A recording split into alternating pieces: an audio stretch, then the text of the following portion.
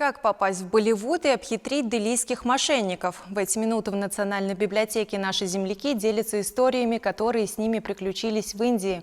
В Чебоксарах уже 5-й год работает клуб чувашских путешественников. Название хоть и имеет привязку к региону, но выступить перед аудиторией может турист из абсолютно любого субъекта страны. Так, на прошлой встрече в Чебоксарах приезд тульской путешественницы по совместительству еще и психолога вызвал настоящий аншлаг.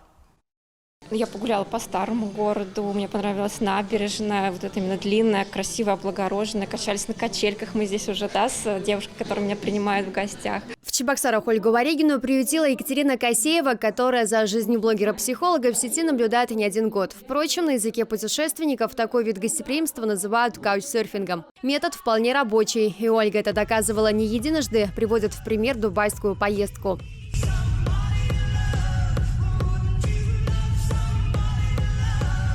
Там путешественницу приютили не абы где, а в культовом небоскребе. Тулячка убеждена, поездки с комфортом – это не всегда история про золотую карту. Даже челлендж своеобразно запустила, где дала себе обещание не тратить больше 5 евро в день. Идея оказалась жизнеспособной, так удалось объездить весь мир, за плечами больше 50 стран. На кругосветку понадобилось 1,5 года, а способ для передвижения выбрала экстремальный – автостоп. На это ее вдохновил российский путешественник Алексей Кулешов, который перемещается по миру исключительно на попутках. Водители любезно довозят из пункта А в пункт Б и денег за это не берут. У автостопщиков валюта другая. Эта история, впрочем, Ольге их не занимать. Она практикующий психолог. Ты никогда не знаешь, кто встретится тебе на пути.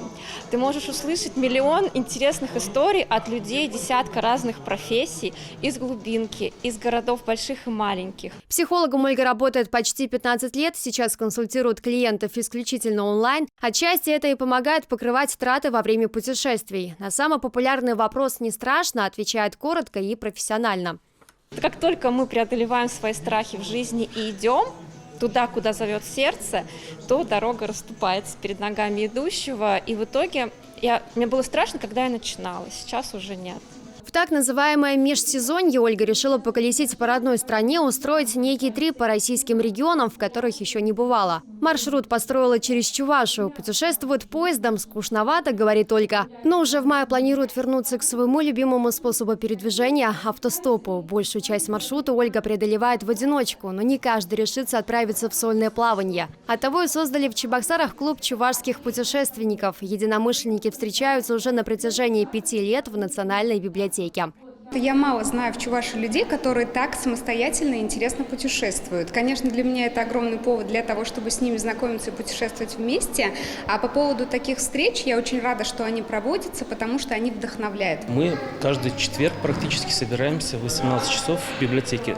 Ну, раньше как мы хотели раз в месяц или 2 раза в месяц, но сейчас путешественников стало больше, и тема актуальная, потому что все хотят встречаться, общаться, потому что много времени находились в заточении, скажем. Сейчас как раз самое время, такой аншлаг. На каждую встречу приходит около человек 50.